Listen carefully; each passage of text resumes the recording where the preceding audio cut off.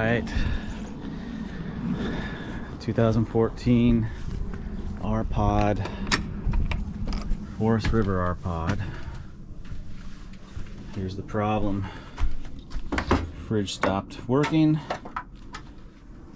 Display's up here. Well, it's not there right now, but no power, no display, no light on in the inside of the fridge, no cooling. So did some testing, 12 volts, did some testing, and the fuses are good. Oh, here, let me show you. Back at it with the Dometic RM8501 in a 2014 Forest River R Pod. No power, no display. The display is dead. No light inside the refrigerator. That was my first inkling that something was wrong. The light wasn't on in the fridge when I opened it on our last camping trip. Here's the fuse for the appliances, including the fridge. That fuse is good. So this fridge needs 12 volts to run for the display, and then it will switch to AC or propane power with the control panel. Alright, just I want to let you know that the AC power is disconnected. Yeah, because you don't want to touch this power board back here. There's your AC inputs right there. That would be live. And there's a cover. These covers go over that, and they have warnings to adhere to. So we have no AC power, and it's the DC that runs this control board anyway. So that's what we're trying to test.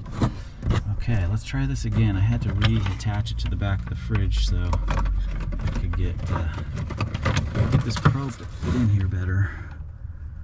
Okay, yeah, there we go. If I get it just in there just right. Come on, there we go. Okay, that's the 12 volt in, and that's what we're concerned with.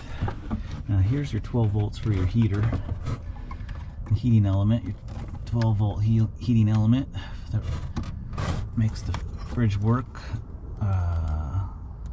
on DC. There's another one down here. I don't know if I can get to it, but anyway, so we have the 12 volt power. We're just not getting anything to this display. And I can hold that down and nothing comes on. So we're gonna backfeed 12 volts through the fan. So there's a fan on this unit, and here's the 12 volt input for the fan right there. Okay, so we're going to backfeed 12 volts from the battery and see if we can get the display to come on to identify if we have a bad board or something else going on here. Okay, this fan circuit is attached to this thermo disc, which lives right in here. It kind of monitors how hot it's getting, and it'll kick that fan on at a certain point and kick it off at a certain point. But we are going to take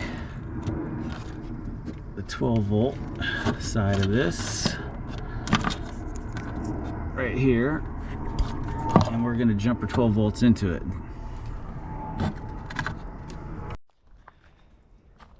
This is how we're going to jump the 12 volts from the battery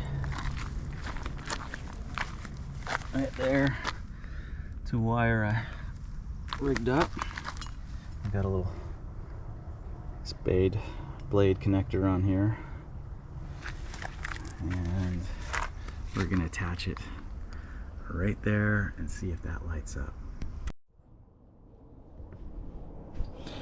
All right, so got the jumper set up,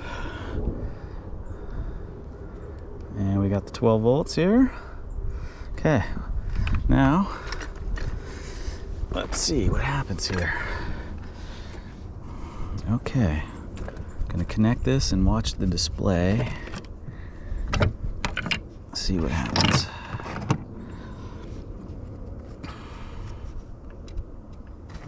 Here we go. Okay, the display came on. I don't know if that is seen very easily in the sunlight, but I sure saw it. Let's try it again.